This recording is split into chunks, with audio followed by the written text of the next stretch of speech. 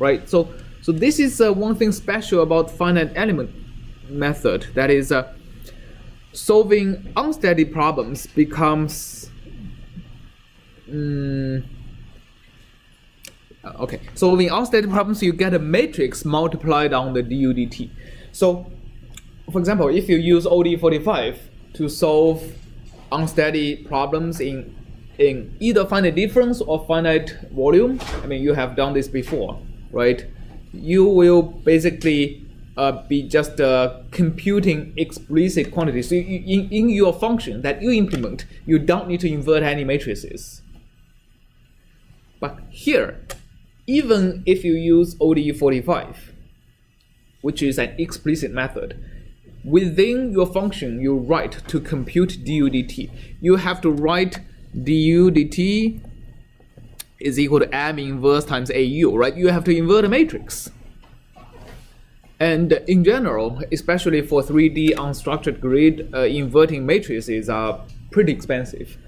So when you do finite element method, it becomes in many applications, it doesn't even make much sense to use explicit time integration method. It makes more sense to use implicit time integration methods because you need to invert matrices anyway, right? So if you solve it explicitly, you invert matrices. But for example, if you solve it using implicit time integration method, for example, trapezoidal rule. In trapezoidal rule, what you do is you approximate this equation in terms of u at n plus 1. I already used n. N plus 1, the next time step, minus u at the nth time step divided by delta t times the matrix plus a. But trapezoidal rule actually approximates u as a half point between u n plus 1 and un. Right, that's what trapezoidal rule does. It's a stable method of solving differential equations that doesn't for ODEs.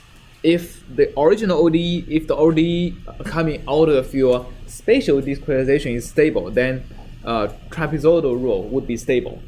Okay, and then what you have is u of n plus 1 is unknown, right? So this term is unknown, this term is unknown, while this term and this term is known. So what you get is, let's move the unknown to the left hand side and known to the right hand side. What you get is m. What did I have? The unknowns using red, you have m over delta t plus a over 2 times my u m plus 1 would be equal to, we move all the knowns to the right hand side, still m over delta t, now minus a over 2 times um, right? So this would be an implicit method of solving this ODE coming out of a finite element discretization. The impli method, because it's implicit, you can potentially take much larger time steps, right?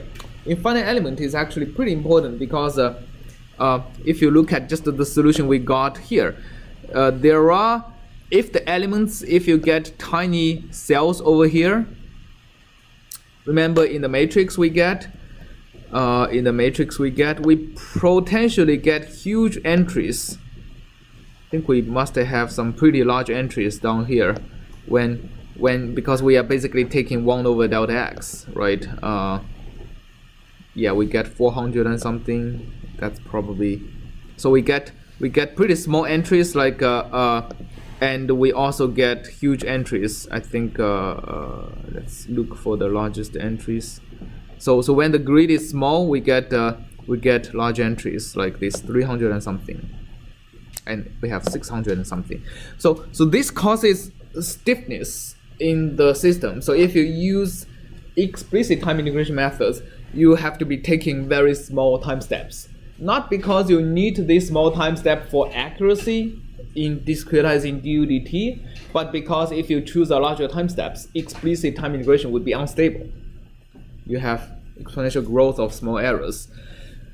But if you switch to implicit time integration methods, for example, the trapezoidal rule, you only need to size your time step according to the accuracy requirements of your time derivative as opposed to the stability region of your explicit time integration method. Yes? Since M and A are only spatially independent, can you just compute M inverse A one time and then store it without having to repeat every iteration? Right. So good question. The question is, because M and A doesn't change as a function of time, so why not just compute them a priori, just and invert it and store it, right? So for that's correct, and yeah, in many applications it actually makes a lot of sense to do that. So especially if you don't have a huge grid, computing the inverse, computing the inverse is usually not a very good idea. Equivalent thing is to factorize M, like perform the for example, LU factorization, or because M is always a symmetric and positive definite, you perform the Cholesky factorization of M and store the Cholesky factors. Okay, or QR decomposition. So once you do that, then inverting the matrix M from the QR decomposition is fairly easy, right? Doesn't take much computational time. The thing becomes a problem if you have unstructured mesh in 3D. What happens is you have a very, very sparse matrix M, right? So if you look at the matrix M, M would only be non-zero when Hj, a basis function, overlaps with Hi. So in unstructured grid, what usually that means is I and J, the two vertices, are neighbors of each other. So for all the non-neighboring pairs, you have 0. So M is very sparse. Inverting M using we haven't talked about iterative methods.